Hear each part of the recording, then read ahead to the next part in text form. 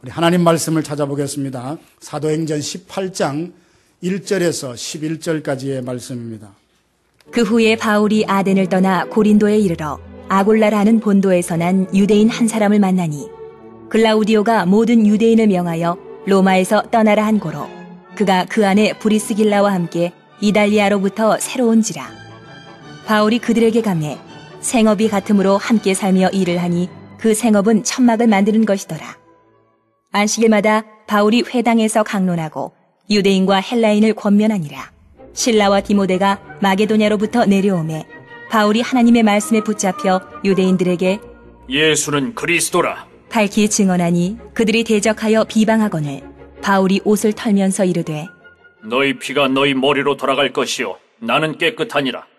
이후에는 이방인에게로 가리라 하고 거기서 옮겨 하나님을 경외하는 디도 유스도라 하는 사람의 집에 들어가니 그 집은 회당 옆이라. 또 회당장 그리스보가 온 지방과 더불어 주를 믿으며 수많은 고린도 사람도 듣고 믿어 세례를 받더라. 밤에 주께서 환상 가운데 바울에게 말씀하시되 두려워하지 말며 침묵하지 말고 말하라. 내가 너와 함께 있음에 어떤 사람도 너를 대적하여 해롭게 할 자가 없을 것이니 이는 이 성 중에 내 백성이 많음이라 하시더라. 1년 6개월을 머물며 그들 가운데서 하나님의 말씀을 가르치니라. 아멘. 오늘은 Father's Day입니다. 남편과 아버지로 또 믿음을 지키며 산다는 것이 얼마나 어렵습니까? 이수동 씨라는 사람이 지은 토닥토닥 그림편지라는 책에 보니까 이런 글이 있었습니다. 남자 그 작은 몸으로는 못할 일이 너무 많습니다. 달랑 사바나 들었어도 태산을 옮겨보겠다며 문을 박차고 나가야 남자입니다. 이런 글이 있더라고요. 손에 겨우 사반자루 들고도 대문을 박차고 나가서 태산을 옮길 수 있다. 큰 소리 쳐야 되는 것이 남자의 삶이요. 아버지의 삶이라면 얼마나 고단하고 힘들겠습니까? 또 주변에 있는 사람들이 격려하고 또 인정해 주기보다는 책임과 능력을 운운하는 그런 분위기 가운데 살다 보니까 남편과 아버지들이 쉽게 지치는 모습을 보게 됩니다. 오늘 예배하는 여러분 모두에게 하나님의 위로와 성령의 큰 은혜가 있기를 소망합니다. 특별히 오늘까지 믿음을 지키며 가정을 지키며 신실하게 살았던 우리 남편분들, 아버지분들이 성령이 주시는 위로와 능력으로 충만케 되기를 주님의 이름으로 축원합니다. 당신의 사랑과 희생으로 우리 가정에 행복이 꽃피고 있습니다. 이런 말들로 좀 격려하면 참 좋을 텐데 양희은 씨가 아마 인도하나요? 제가 라디오를 우연히 운전하면서 들었는데 그 사람 멘트가 그렇더라고요. 요즘 남자들이 하도 힘드니까 이렇게 격려하면 좋겠다 그러면서 남편이 식사할 때 그 위에 계란 후라이 얹어놓고 그렇게 멘트를 하라는 거죠. 당신의 희생과 수고 때문에 우리 가정에 행복이 꽃피고 있습니다. 그래서 당신 정말 존경합니다. 사랑합니다. 모두가 당신을 응원합니다. 이런 격려의 멘트를 하면 남자들이 밖에 가서 얼마나 힘있게 또 씩씩하게 주의 일들을 어떤 일들을 감당할까 그런 이야기를 한 것이 한번 기억이 납니다. 오늘 본문을 보면 남편뿐만 아니라 우리가 이 땅을 살아가는 모든 사람들이 쉽게 지칩니다. 왜냐하면 우리는 사람이기 때문입니다. 약하기 때문입니다. 오늘 주님께서 지쳐있는 바울, 약하고 두려워하는 사도 바울을 위로해 주셔서 다시 일으켜 세우시는 귀한 본문이 나와 있습니다. 그래요. 주님은 약한 자를 다시 일으켜 세우시는 하나님이십니다. 사도 바울이 아덴을 떠나 고린도에 거할 때에 그의 마음은 어떠했고 하나님께서 주님께서 그의 마음을 어떻게 다시금 일으켜 세웠는지 그리고 마음이 회복되었을 때 그의 삶은 어떻게 달라졌는지를 함께 생각하며 은혜 받기를 원합니다. 먼저 아덴을 떠나 고린도에 도착했던 사도 바울의 마음은 어땠을까? 오늘 읽었던 본문에는 그 내용이 없지만 고린도전서 2장 3절에 보면 이렇게 말합니다. 내가 너희 가운데 거할 때에 약하고 두려워하고 심히 떨었노라. 여러분 좀 바울답지 않는 그런 고백이 아닙니까? 바울의 사역을 보면 1차 선교 여행 때 비시디아 안디옥에 도착했을 때는 그 험한 타우루스 산맥을 넘다가 풍토병에 걸려서 그냥 병색이 짙은 모습이었습니다. 그런데 많은 사람들 앞에 예수님을 그 복음을 힘있게 증거하는 그를 보고 다들 놀라며 예수님을 믿었지 않습니까?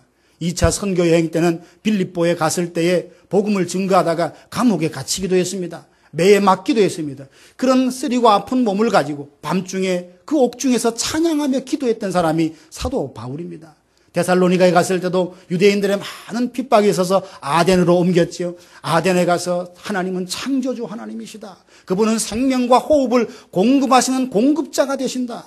하나님은 이 모든 만물을 통치하신다는 그 살아있는 말씀을 증거했던 사람이 아닙니까? 근데 이 고린도에 와서 도착했을 때, 거할 때에 그 바울의 마음이 뭐냐 하면 심히 약하고 두려워하고 떨기까지 했다라고 말해주고 있습니다. 바울이 아덴을 떠나 도착했던 고린도는 상업과 무역의 도시였기 때문에 굉장히 부유했습니다. 그 도시에는 아프로디테 그 신전이 있어가지고 우상숭배가 굉장히 성행했고, 그 우상숭배라는 신전에는 그 신전 창기들이 1000여 명이나 있어서 하나의 그 성행위를 하는 것을 신성한 의식이라까지 생각했던 도시가 바로 고린도였습니다. 그래서 어떤 희극의 그 어떤 대본을 보면 고린도 조마이라는 말이 나오는데 그 말은 고린도스럽다라는 말이에요. 그 말의 뜻은 성적으로 문란한 뜻이, 많은 사람들이 고린도라는 도시를 생각하면 그 도시 성적으로 문란하고 타락한 도시를 떠올리는 바로 이 도시였습니다. 여기에 바로 사도 바울이 복음을 전하기 위해서 도착을 했습니다. 바울은 가는 곳마다 복음을 전했을 때에 반대하는 사람도 있었지만 많은 사람들이 그의 전하는 복음을 듣고 예수님을 믿었습니다. 근데 그 아덴에서의 충격에서 벗어나지 못했는지 열심히 복음을 전했는데, 아덴에서 참 신실하게 복음을 전했지만 열매가 적은 일로 마음에 상당히 위축되고 마음에 부담이 많았는지, 그 다음에 고린도에 와서 그의 마음이 상당히 약해져 있고 그리고 떨기까지 하고 두려워하는 그의 모습을 여기서 보게 됩니다. 사람이니까 약하지요. 사람이니까 두려울 수 있습니다. 그런데 안타까운 것은 우리 중에 많은 사람들도 흔들립니다. 약할 때가 있습니다. 두려움을 느낄 때가 있습니다. 근데 하나님이 누구십니까? 그 두려움을 담대함으로 바꾸시는 이십니다. 우리의 약함을 강함으로 바꾸시는 이십니다. 약할 때가 있고 두려워할 때가 있지만 약함과 두려움을 방치하고 품고 사는 것은 하나님께 기쁨이 결코 아닙니다. 하나님 앞에 그 모든 문제를 내어놓고 약한 분들은 강함으로, 두려운 분들은 담대함으로 회복되고 고침받는 역사가 있기를 주님의 이름으로 축원합니다. 무슨 일로 마음이 약해져 있습니까? 어떤 일로 자꾸만 두려움이 생깁니까? 우리가 이런 감정을 갖는 것은 당연하니 하나님 앞에 솔직히 고백해놓고 도움을 구하시면, 은혜를 받으면 그 모든 것에서 자유하도록 하나님이 회복해 주실 것입니다. 주님은 지치고 약해진 바울의 마음을 잘 아셨습니다. 그래서 그를 위로하시고 그에게 용기를 주셔서 약하고 두려워하는 그를 다시금 일으켜 세워주셔서 고린도에 복음을 힘있게 증거하도록 그를 붙들어 세워주셨습니다. 그러면 궁금한 게 생깁니다. 아니, 그 바울을 어떻게 하셔서 다시 한번 그 연약한 자리에서, 두려워하던 자리에서 다시 일으켜 세웠을까? 오늘 본문을 통해서 3가지로 정리하며 은혜 받기를 원하는데, 첫 번째는요, 신실한 동력자들과의 만남을 통해서 사도 바울이 그렇게 처지고 지친 마음을 다시 한번 회복시켜 주었습니다. 우리 인생의 만남이 얼마나 중요합니까? 외로워하던 청춘 남녀가 서로 사랑하게 되면서 아름다운 가정을 이루게 되면 그 외로움이 다 해결되지 않습니까? 좋은 교회와 만남으로 오랜 신앙생활의 방황이 끝이 나는 것입니다. 예수님을 만남으로 구원을 얻게 되고 영생을 얻게 되고 그를 믿음으로 하나님의 자녀가 되는 권세를 얻게 됩니다. 우리 인생이 만남이라는 것이 얼마나 큰 축복인지 모릅니다. 주님은 약해져 있는 바울에게 다시금 일으켜 세우기 위해서 복된 만남을 그러니까 허락하셨습니다. 2절에 보니까 주님께서 바울과 만나게 한 사람들이 나옵니다. 아굴라라 하는 본도에서 난 유대인 한 사람을 만나니 글라우디오가 모든 유대인을 명하니 로마에서 떠나라 한 고로 그가 그 안에 브리스길라와 함께 이달리아로부터 새로 온지라. 주님께서 힘이 빠져있는 바울, 두려워하는 바울을 다시 일으켜 세우기 위해서 만남을 주셨는데 누구와 만남을 주시나? 바로 아굴라와 브리스길라의 부부와 만나게 해주셨습니다. 아굴라는 오늘 본문을 보니까 본도 출신의 유대인이라고 설명을 했고, 브리스길라는 로마 명문가의 여성으로 알려져 있습니다. 그들이 로마에 살 때 글라우디오 황제가 자꾸만 유대인들이 그 로마 안에서 폭동이 일어나고 반란이 자꾸 일어나니까 유대인들을 로마에서 다 추방하라고 하는 명령을 내렸습니다. 그 명령을 듣고 보니까 남편 아굴라가 유대인이니까 로마에서 계속 살 수 없었습니다. 그래서 이 부부는 천막업을 하는 그런 직업을 가졌는데 고린도로 옮겨와서 바울과 만나게 되었습니다. 바울은 상당히 지쳐 있던 상태고 브리스길라와 아굴라 부부는 자기가 살던 로마에서 추방되어서 만나서 고린도라는 곳에 만났습니다. 이 만남이 얼마나 복되고 귀한지요. 만남의 과정, 만남의 내용, 만날 때의 그 상황은 참 어렵고 힘들었지만 이 만남을 통하여 브리스길라와 아굴라 부부는 하나님의 복음을 확장한 일에 쓰임받는 영광을 얻게 되고 바울은 그들과 만남으로 새로운 용기와 위로를 받고 그 연약함에서 회복되는 이런 은혜를 얻었습니다. 로마서 16장 3절 4절에 보면 사도 바울은 로마 교회에 편지를 하면서 브리스길라와 아굴라의 부부가 자기에게 어떤 사람이었는가를 편지로 이렇게 소개합니다. 너희는 그리스도 예수 안에서 나의 동력자들인 브리스가와 아굴라에게 문안하라. 그들은 내 목숨을 위하여 자기들의 목까지도 내어 놓았나니 나뿐 아니라 이방인의 모든 교회도 그들에게 감사하느니라. 사도 바울이 자기와 만난 사람을 다른 사람한테 소개하면서 그들은 나의 동력자라는 말을 합니다. 동력자. 함부로 쓸 수 있는 말이 아니죠. 마음을 같이 나누고 같은 비전과 꿈을 가지고 거기에 같은 에너지와 시간을 보내고 같은 일로 기뻐하고 같은 일로 고민하는 그야말로 마음을 맞추어서 하나님이 맡겨준 그 일들을 함께 감당하는 사람을 동력이라고 하지 않습니까? 바울은 브리스길라와 아굴라를 만나서 다른 사람들에게 많이 소개하면서 이 사람들은 나의 동력자라 그렇게 말을 합니다. 거기가 끝나는 것이 아니라 그들은 복음을 위해서 예수님을 위해서라고 하지 않고 나 자신 바울을 위하여 자기의 목이라도 내어놓은 사람이다. 이렇게 바울이 소개하고 있습니다. 물론 브리스길라와 아굴라는 바울이라는 한 사람의 개인을 두고 돕거나 후원하지는 않았을 것입니다. 그를 사랑하고 그를 존중하면서 그를 통하여 하고자 하시는 하나님의 뜻을 봤습니다. 하나님의 일을 봤어요. 하나님의 비전을 본 겁니다. 그것이 이루어지도록 그를 돕고 후원하고 격려하고 사랑하며 기도해 주었던 것이 바울에게는 정말 너무나 힘이 되었고 또한 소중한 것이었습니다. 이 세상에도 많은 사역자들이 있습니다.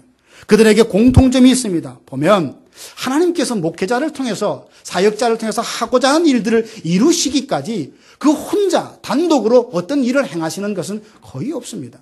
숨게 뒤에서 알게 모르게 기도한 사람이 있고 눈물과 시간과 마음을 다 들여서 그 사역을 도와주고 협력했기 때문에 함께 그 일들이 이루어졌다라는 것을 보게 됩니다. 오늘 본문에 보면 또 바울에게 또 다른 만남이 있습니다. 실라와 디모데가 마게도냐로부터 고린도에 왔다라고 말합니다. 사도 바울은 데살로니가에서 아덴으로 건너오면서 또 아덴에서 고린도로 넘어오면서 급하게 유대인들의 핍박 때문에 도망 나오듯 이렇게 피해왔기 때문에 남겨진 교인들을 생각하며 실라와 디모데를 데살로니가의 빌립보에 남겨두고 왔습니다. 근데 고린도에 와서 사역을 시작하면서 이 사람들을 부른 겁니다. 그래서 그들이 함께 고린도에서 동력하게 되었는데 이들과의 만남을 통해서 사도 바울이 얼마나 힘을 얻었는지 이렇게 고백합니다. 5절 중반에 보니까 실라와 디모데와 만남으로 바울은 하나님의 말씀에 붙잡혔다. 하나님의 말씀에 붙잡혔다. 여러분 이런 겁니다. 어떤 만남이 참으로 복되고 귀한 만남이냐. 우리로 하여금 하나님의 말씀에 집중하게 하고 하나님의 말씀에 붙들려 살 수 있도록 우리의 마음을 추스리고 격려하고 세워주는 그 만남이라면 누구와의 만남에도 얼마나 복된 만남이겠습니까? 실라와 디모데가 바울과 만나면서 바울은 하나님의 말씀에 붙들려서 그 고린도에 예수가 그리스도라 증거하게 되었다라고 말합니다.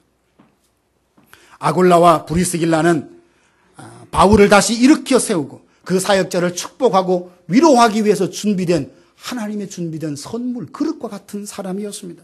실라와 디모데는 바울이 말씀에 붙들려 힘있게 복음을 증거할 수 있도록 그 마음에 힘이 되어졌던 사역자들입니다. 하나님은 이런 주 안에서 복된 만남을 통하여 약해진 바울의 마음을 다시 추스리고 다시 일으켜 주셔서 그를 통하여 하고자 하는 일들을 감당하게 해 주셨습니다. 사랑하는 여러분, 저는 여러분의 삶에도 이런 복된 만남이 있기를 주님의 이름으로 축복합니다. 이 만남을 얼마나 기대하고 얼마나 사모합니까? 어떤 경우는 저 사람과 만나면 내 인생에 뭔가 좀 유익을 얻을 거야, 참 좋은 일이 있을 거야 하고 그렇게 놓고 하지만 정녕 그 사람이 나에게 반응을 해주지 않을 때는 참 답답하고 얼마나 안타깝습니까? 근데 하나님은 이 복된 만남을 인간의 어떤 의도로 주어지는 것, 하나님이 선물로, 하나님의 인도하심과 섭리로 만나게 해 주셨다는 것입니다. 브리스길라 부부 같은 신실한 사람들과 만남이 여러분에게 있는 축복이 있을 뿐만 아니라 또한 하나님이 여러분을 또 다른 사람에게 보내실 것입니다. 위로가 필요한 사람, 갇힌 자들, 그리고 마음이 상한 자들에게 여러분을 보내실 것입니다. 그래서 그들에게 여러분이 브리스길라와 아굴라 부부처럼 그들을 위로하고 그들에게 힘을 주고 용기를 주는 사람으로 그들에게 보내려 하실 때 주저하지 마시고 망설이지 마시고 순종하고 주의 이름으로 가서 주의 사랑을 베풀면 그는 여러분의 만남과 여러분의 사역과 위로를 통하여 그 힘든 자리에서 다시금 벌떡 일어나게 되는 것입니다. 언젠가 우리가 하나님 앞에 섰을 때에 너는 어떻게 살았냐? 주님이 나에게 물 때 우리가 하나님 앞에 어떤 평가를 받아야 되겠습니까? 너의 수고와 너의 섬김을 통하여 이렇게 많은 사람들이 슬픔 가운데 기쁨을 얻었고 좌절 가운데 희망을 얻었고 절망 가운데 새 힘을 얻었다고 하나님이 우리를 기억해 주시는 그 영광스러운 이름에 우리의 이름이 다 기록되는 이런 은혜가 있기를 주님의 이름으로 축원합니다. 두 번째는 사도 바울의 그 힘들고 지친 부분을 일으켜 세우기 위해서 자기의 사역을 통하여 변화되는 열매를 보는 기쁨을 주셨습니다. 사역의 열매를 보는 이 기쁨은 쭉 처지고 힘들었던 사역자를 다시 한번 일어나게 합니다. 성령으로 충만한 바울이 전하는 복음을 듣는다라고 해서 모든 사람이 그의 복음을 듣고 예스, 아멘으로 반응한 것은 아니었습니다. 오늘 6절에 보면 바울이 전하는 복음을 듣고 비방하며 대적하는 사람들도 있었습니다. 그들은 바울이 전하는 복음을 들어보니까 도저히 믿을 수 없는 괴설을 지금 계속 이야기하는 것처럼 들리니까 믿지 못했습니다. 이 사람을 그냥 두면 아주 큰일 나겠다라는 생각을 하며 그를 위협하고 공격을 했던 것이죠. 그런데 7절에 보면 디도 유스도라는 사람이 나옵니다. 그는 하나님을 경외한 사람으로 자기 집을 오픈해서 사도 바울이 기거하게 하고 사람들과의 만남을 통해서 고린도 교회가 시작하도록 그렇게 희생하고 헌신하는 모습이 보게 됩니다. 결국 하나님의 일들은 순종하며 헌신하며 자신을 오픈하는 하나님의 사람들을 통하여 이 땅의 일을 진행하게 하신다는 것입니다. 8절 말씀 보십시오. 회당장 그리스도가 온 집안과 더불어 주를 믿으며 수많은 고린도 사람도 듣고 믿어 세례를 받더라. 사도 바울이 쭉 힘들어할 때 하나님이 외치라고 하니까 외쳤습니다. 그들이 그 눈앞에 믿고 반응을 하고 기뻐하면서 세례를 받는 그 모습, 그 예수님을 믿음으로 자기의 모든 죄로부터 자유케 그 얼굴에 평안이 깃드는 모습을 보면서 그는 연약하면서 다시 한번 일어날 수 있었습니다. 바울은 자신의 사역을 통하여 믿고 변화되는 사람을 보는 그 기쁨을 통하여 그는 회복이 일어났습니다. 열매를 보는 기쁨이 지치고 낙심된 마음을 다시 일으켜 세운다라는 것은 우리의 삶 속에 얼마나 많은 예들이 있는지 모릅니다. 예수님도 언제 가장 기뻐하신지 여러분 아십니까? 누가복음 15장에 보면 세 가지 이런 것을 되찾는 비유가 나옵니다. 이런 양을 다시 되찾는 목자의 기쁨이 나오고 이런 동전을 다시 되찾는 한 여인의 기쁨이 나오고 집을 나갔던 둘째 아들이 집으로 돌아와서 잃어버린 아들을 되찾는 아버지의 기쁨이 거기에 나옵니다. 그 비유를 예수님 하시는 말씀이 뭐냐면 나에게 가장 큰 기쁨은 뭐냐면 잃었던 것을 되찾는 거다. 떠났던 자들이 다시 돌아올 때 예수님은 그렇게 기뻐하신다라는 것이 주님의 마음이었어요. 당시의 유다 사람들은 사마리아 사람들을 그렇게 경멸했습니다. 그들은 혈통적인 전통성을 굉장히 중요하게 여겼거든요. 사마리아 사람들은 아수르의 지배를 받으면서 그만 혼혈민족이 되어서 그 유대인 이스라엘의 정통성을 그만 흐리고 말았습니다. 그래서 사람들은 그 땅이 더러운 땅이다, 저주받은 땅이다 더 돌아갔습니다. 근데 예수님은 갈릴리 북쪽으로 여행하시면서 의도적으로 사마리아를 방문하셔서 우물가에 앉아서 한 여인을 기다리고 계셨습니다. 한 여인이 우물가로 물을 기르러 나왔다가 예수님을 만났습니다. 그녀는 너무나 인생의 목마름을 가진 한 여인이었습니다. 예수님을 만났습니다. 주님은 그녀에게 다시금 목마르지 않는 영원한 생수가 되어주셨습니다. 그 생수를 맛본 여인은 물동이를 버려두고 동네로 떨어가 내가 메시아를 만났다라고 말했습니다. 이것이 예수님에게 얼마나 기쁨이 된지 그때에 동네로 먹을 것을 사러 들어갔다가 제자들이 왔습니다. 먹을 것을 예수님께 드리니까 너희들이 알지 못하는 양식이 내게 있다라고 말씀하셨어요. 그러니까 제자들이 말하죠. 예수님 누가 먹을 것 갖다 주셨습니까? 아니다는 거예요. 주님은 그렇게 시장하고 고단하셨음에도 불구하고 한 영혼이 복음을 듣고 목마른 그 여인이 영원한 생수를 마시고 인생의 해결을 하며 기뻐하는 영생을 맛보는 그 사람을 만나는 것이 그렇게 기쁨이 되고 한 끼의 식사보다 더 그분을 신이 나게 하는 것이었다는 겁니다. 바울에게 이 기쁨이 있었습니다. 많은 사역자들에게 이런 기쁨이 있습니다. 예수님은 반대로 언제 가장 슬퍼하셨습니까? 주님께서 언덕 위에서 예루살렘을 내려다보십니다. 예루살렘아, 예루살렘아 부르시면서 눈물을 흘리시는 것이 예수님의 모습 아닙니까? 그들의 모습은 암탉이 새끼를 자기 날개알로 모음처럼 그렇게 모았지만 모이지 않고 돌아오지 않는다는 거예요. 마태복음 11장 17절 보면 우리가 너희를 향하여 피리를 불되 너희가 춤을 추지 않는구나. 슬피 울어도 가슴을 치지 않는구나. 결국 뭐예요? 하나님의 진리의 선포에 반응하지 않는구나. 이 탄식을 보며 그 모습을 보며 예수님이 그렇게 눈물까지 흘리셨습니다. 바울도 마찬가지입니다. 사역을 통해서 삶이 변화되는 삶의 모습, 그 성도를 보는 것이 그렇게 기쁨입니다. 그래서 데살로니가 전서에 보면 그 교인들하여 뭐라고 설명하면 너희들은 나의 기쁨이고 나의 면류관이다, 나의 자랑이다 라고 그렇게 칭찬을 했습니다. 진정한 기쁨은 바로 이런 일로 옵니다. 그러면 바울은 어떤 일로 지금 낙심되어 있습니까? 아덴에서 하나님의 말씀을 전했는데 다른 도시보다 열매가 적었던 거예요. 회복되는 사람이 적은 일로 그만 그렇게 담대했던 바울도 마음이 약해지고 두려워하게 되었습니다. 여러분, 종일토록 뜨거운 태양을 견디며 농사일을 열심히 해서 수술을 했습니다. 그런데 그 열매를 아무도 알아주지 않는다면 그 농부가 또 다른 절기를 준비하면서 농사를 지어야 된다면 얼마나 힘겹고 고통스럽겠습니까? 가끔 우리가 방송을 보면 열심히 잘 농작을 해서 좋은 상품이 되었는데 이제 값이 제대로 이렇게 안 쳐주니까 밭에다가 트랙터로 그냥 가는 농부의 그 모습을 보면 얼마나 마음이 아픈지 몰라요. 바로 그와 같습니다. 신실하게 최선을 다하여 사역했는데 그 사역에 열매가 없을 때, 여러분도 열심히 비즈니스했습니다. 최선을 다했습니다. 그런데 기대하는 그 열매에 턱없이 모자랄 때 우리는 다 마음이 실망하고 낙심할 수밖에 없습니다. 근데 열심히 일했어요. 최선을 다해서 일했는데 하나님께서 은혜를 부어주시고 그 길에 열매가 풍성하면 이제까지 수고했던 그 수고와 그 피곤을 다 잊어버리고 새로운 힘이 그 마음속에 솟는다는 것을 우리 모두가 경험하지 않습니까? 목회자도 그와 마찬가지입니다. 목회자로 하여금 가장 지치게 하고 탈진하게 하는 것은 다른 이유가 결코 아닙니다. 아무리 외쳐도 아무리 가르쳐도 자신의 가르침과 사역을 통해서 도무지 변화되지 않는 성도를 만날 때 가장 가슴이 아픕니다. 목회자에게는 가장 큰 고통이죠. 내가 부족해서 그런가, 뭐가 부족해서, 뭐가 잘못되어서 그런가 항상 자신을 치다가 결국 거기에서 때로는 탈진이 되고 낙심이 되고 주저앉을 수 있는 것이 하나님의 사람들입니다.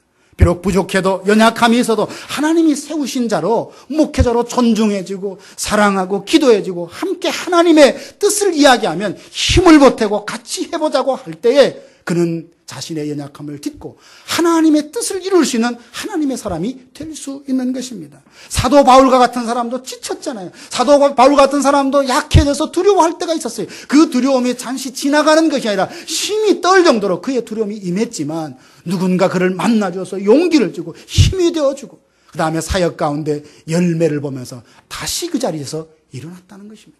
혹시 여러분 중에 어떤 일로 마음이 낙심이 되거나 두려움 가운데 힘겨워하는 분이 있다면 하나님께서 여러분에게 좋은 만남을 주실 것입니다.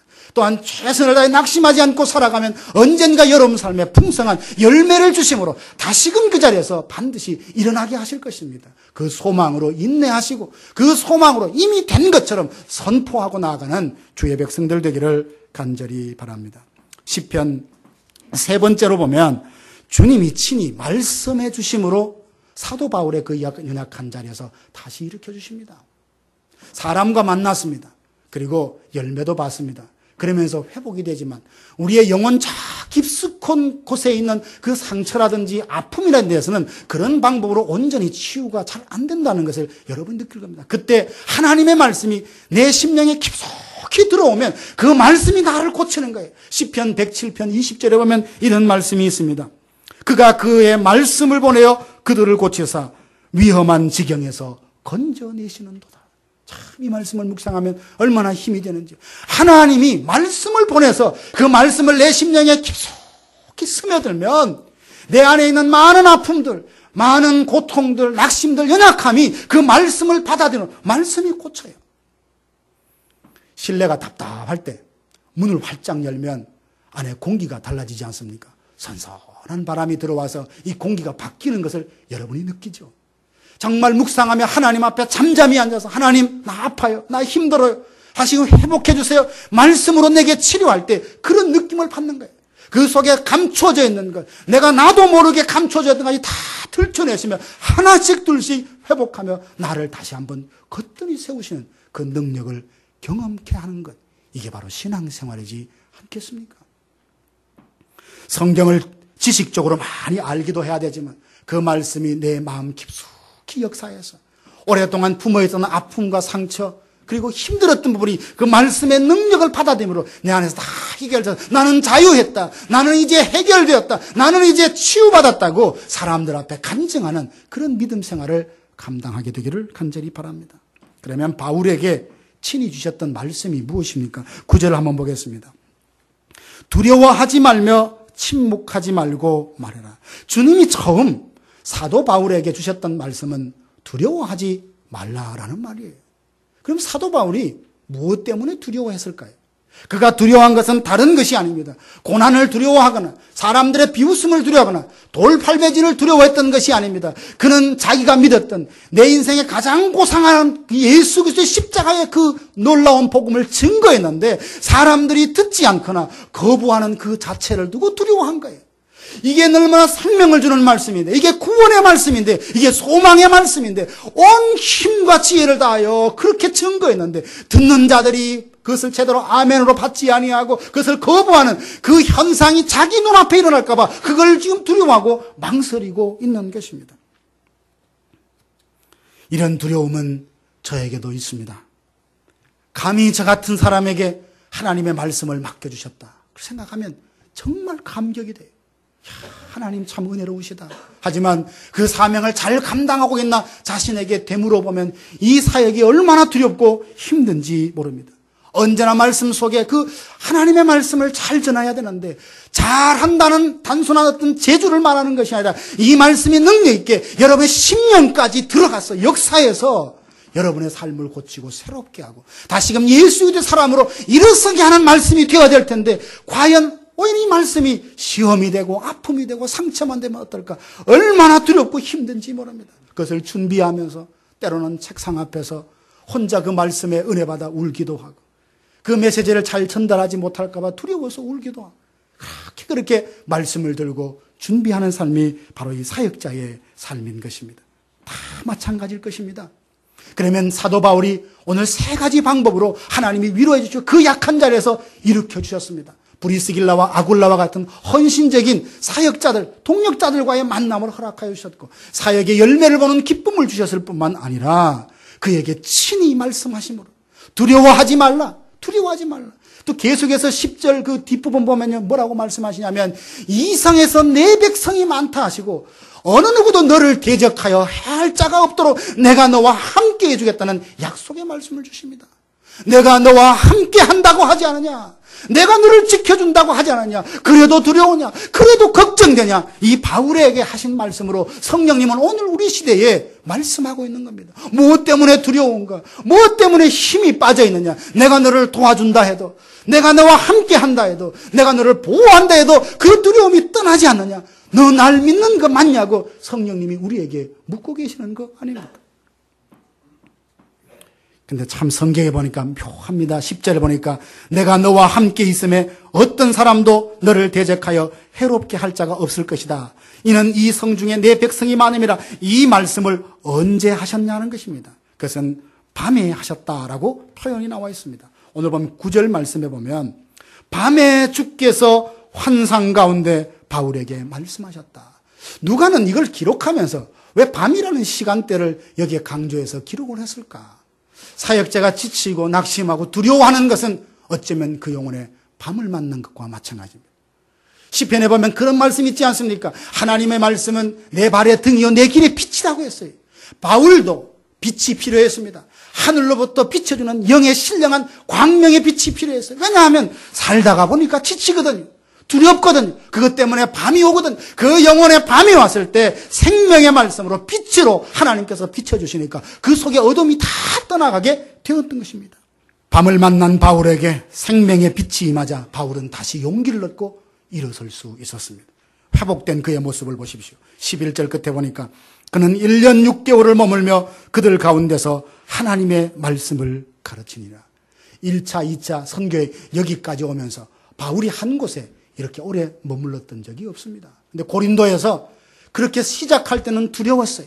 약했습니다. 힘이 떨었습니다. 근데 하나님께서 그를 다시 일으켜 세우시니까 1년 6개월 동안 그 도시에 머물면서 하나님의 말씀을 가르쳤다라고 했습니다.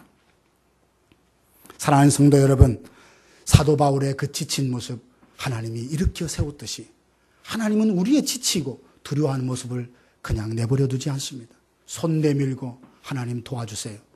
나 이런 상태로 머물고 싶지 않아요.